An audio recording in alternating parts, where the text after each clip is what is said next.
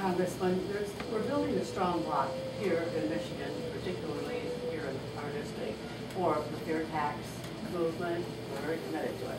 So several people asked me to ask this question today, so I'm not trying to put you on the spot. Oh, go ahead. Oh, wonderful, wonderful, because we're very committed to it. We see it as it's not going to happen overnight.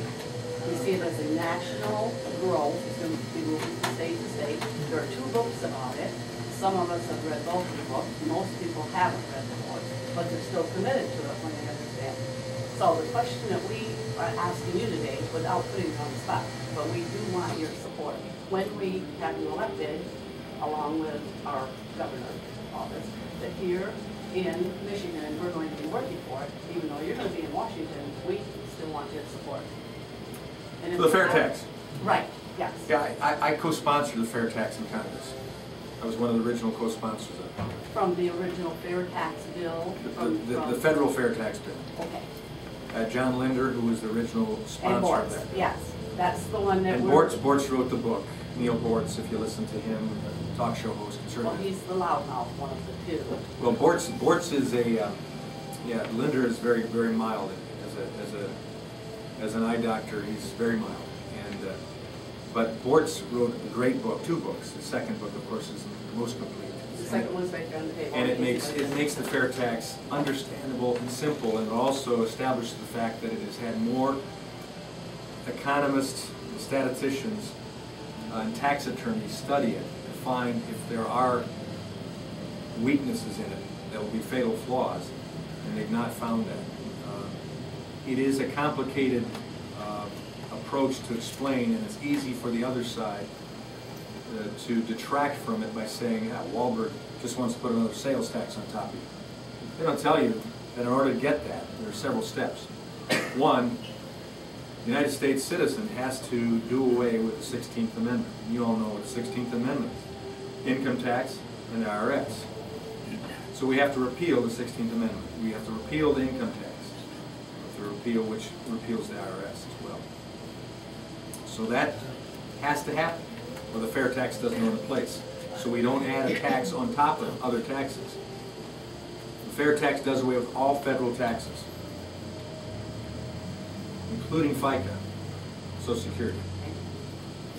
And it replaces all of that money needed to run Social Security. And in this case, it puts it in a lockbox that you can't get at.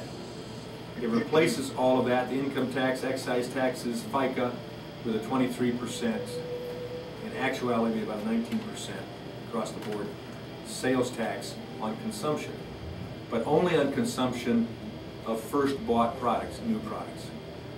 So you buy a new car, you pay it. You buy a new house, you pay it. You buy new clothes, you buy it.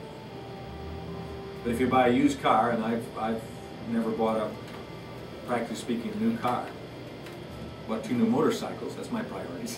So if I buy my new Harley, I pay the tax. But we don't tax the production of that Harley, or that house, or that car. So the lug nuts, the spokes, the engine component parts are not taxed to the producer, the manufacturer. So it reduces the overall cost of the product. Now it also spreads all of the tax load to even people who aren't paying now, like drug pushers. Amen. That's the most. And that's where it ends up being, for most of us, an actual tax cut. Because on top of all of that spreading, you also have a choice whether you pay it or not to a great degree. Like I said, if you don't want to pay the tax on a car, you don't buy a new car. You buy a year-old car, or a 2-day-old car, or whatever. If you don't want to pay the tax for your clothes, you go to the Goodwill store, or the second-hand sales, or whatever. But there are plenty of people who still want new cars. They still want new clothes. And most of us want new food and new drugs, prescriptions, those type of things. So it spreads it. Now people will say, and I don't want to get too far in the weeds here, I'd say get Neil Bortz's book, and you make up your own mind. But I have. And what it does to make sure it's not a regressive tax, so that people with least ability to pay it aren't hurt, everybody gets a prebate. A prebate, it's not a rebate, it's a prebate at the beginning of the month that pays you for the cost up to the standard of poverty income level for covering your food, clothing, shelter, drugs, whatever. So it isn't regressive in that way. And frankly, I think as you read in the book, you'll find out that the majority of us, if not all of us in this room, it'll be a wash at worst and a tax cut most likely.